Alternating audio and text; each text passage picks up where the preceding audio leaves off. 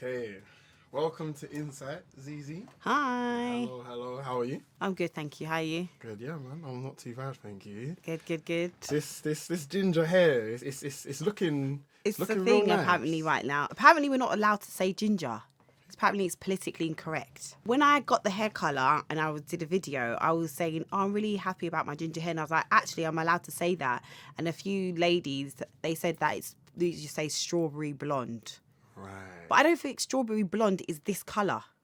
To me, strawberry blonde is a little bit more blonde than That's what I'm saying. So I think we should just say orange just to just be safe. The strawberry blonde community don't like being referred to as ginger, so we have to respect their wishes. Where did the name Zeze Millz actually come from? Well, my name is Zalika Miller, so I always wanted a nickname when I was growing up, and no one ever gave it to me.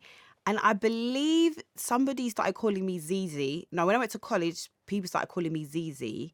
And then I just kind of shortened it to the Zeze Millz. And now the rest is history. Zeze Millz is a person.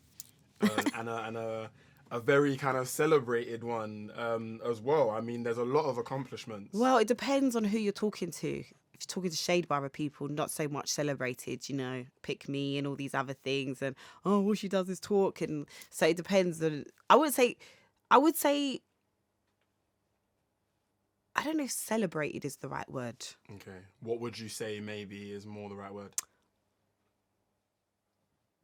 I think even if people don't like me, they kind of respect kind of what I've been able to do. So I don't know if people necessarily, there's obviously a lot of people that do like me, but I think it's very in the middle with me. Either sometimes people either really like me or they really dislike me, which is brilliant, by the way. It's the best thing to be. How comes? Because either way, people are going to be invested in you. Even if people don't like you, they're going to go and watch you because they want to chat shit about you. They want to bitch about you. They want to put you in the group chat and be like, oh, have you seen what she said or he said? And if they like you, they're going to... The worst thing is for people to be very indifferent about you. Just like, oh yeah, she's a cool person, because they're not invested. They won't ever be that invested in you. So...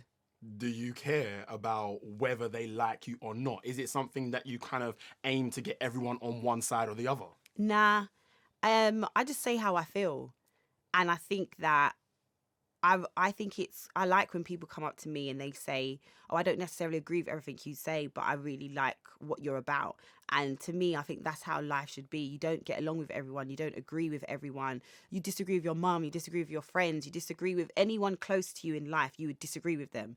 And if you're not, then someone's compromising way too much in that relationship, because that would be weird if everyone just agreed. So I like it when people say, I don't agree with you sometimes, but I like what you kind of stand for and you give in your opinion. So I don't mind, no. So if we kind of go back to the beginning, could you paint for us a picture of what the young Zeze Millz was like?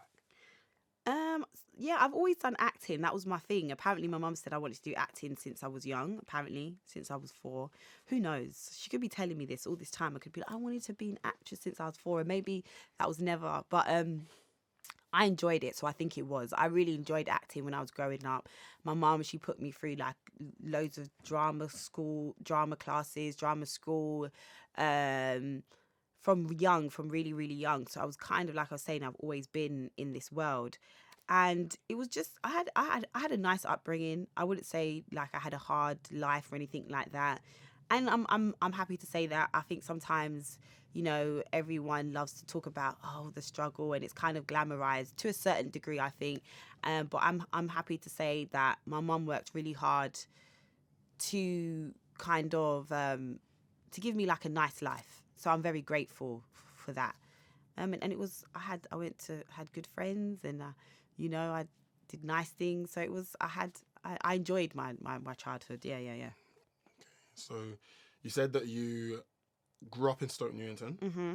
You went to school in Edmonton. Yeah, and then that was till year 4, primary, and then I left. My mum took me out of that school, and then she put me into school in Wembley. So then I would travel from Stoke Newington to Wembley every morning with my mum, and then in the evenings I'll come home by myself. So I was getting on the trains from young, like 10, 11, from Wembley all the way to Stoke Newton. Like, it was like 2 trains. I was like one underground, 2 overground trains. Like, I was there just like roaming the streets of like weird. But now I think back, I was like, right, my mum was letting me travel at 10 years old. Like, what was that about? But I think it was different times. It actually was different times. It was just, but actually no, because I didn't even have a mobile phone. So what was happening? Yeah, that's a lot. Like, And I mean, and especially the fact that you're saying that you had such an attachment to her. What was that like? Feeling like you had to go home on your own I every loved day? it. Like, it's okay if I left her, she just couldn't leave me. That was it. Like, if I didn't want to, like, if I decided I'm gonna go away for 2 days, it wasn't like a thing of like, it was kind of like, oh, where are you, kind of thing. I need to know where you are. I am a bit like that with her now. Like, I'll call her 3 times if she doesn't pick up the phone. Where are you? I'm at work. All right, speak to you later. Bye. And that's it. I just need to know you're safe, and then I'm good to go. I know that you were in a state school, but then you went to a private school? Yeah, so this primary school that I went to in Edmonton, that was state, and then when she took me out and moved me to Wembley, that was a private school for primary, and then for secondary, that was also private as well. I see. So that's really interesting, going to a private primary school. Yeah. Did you notice any differences?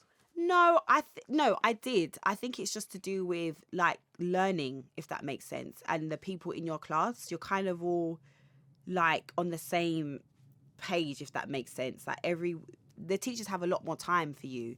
They have a lot more time, and I had small classes. Again, my primary schools, it was one class per year. I enjoyed it. I was saying to my cousin the other day, I think I done it the right way, or my mum done it the right way. I think like being in those bubbles really helped me and shaped me. And then when I got to college, I went to City in Islington, which was like in Holloway. And I think that was the best thing to do, because I think if I then ended up maybe going to, I don't know, like another kind of like performing arts school like the Brits, I think I would have been too much in this like world of all the time. And that's never kind of been me. Like, I've never been like. You also went to Identity? Yes, I did. I went to Identity, yeah. That was a good experience. That was good. I enjoyed Identity. I made some good friends there, and like people that I still keep in contact with. I liked Identity. It was good. There were other people like John Boyega and Yeah, John. John was in my class. Yeah, John was in my class. I remember the first time he came into the class, and I think everyone knew from the beginning. Like, it was just like, we used to call him like young Denzel, because he kind of had that deep voice for like a 17-year-old at the time, or he just really had this deep voice, and everyone was just like, where's that coming from? But yeah, it's nice to see all of those people doing so well. Like Letitia Wright, she's doing really well. Like all of these people was in class together. So it's like even the other day when I did the BAFTA red carpet, one of the girls, she was can't even remember what she was in, but we went to school together, drama school together, and it was nice just talking to her, because I was like, how weird is this? Like, you went for acting, now I'm here doing this, and we're just chopping it up, having a conversation, but you're nominated, I'm here, like, look how everyone is just doing so well. And it was really, really nice to see. Yeah. So is there ever that feeling of, oh man, I wish I was on that side? Or is it, no, do you know what, I'm happy I'm here now? No, I don't. I genuinely don't think, oh, I wish I was on that side. Sometimes I think, oh, I wouldn't mind doing a bit of acting here and there sometimes, but I think I like that I get to be myself. You know, acting, you don't get to be yourself. You're being other people, you know. I like that I get to be myself. I get to talk. I get to share my opinions, you know. I think a lot of times when you are like the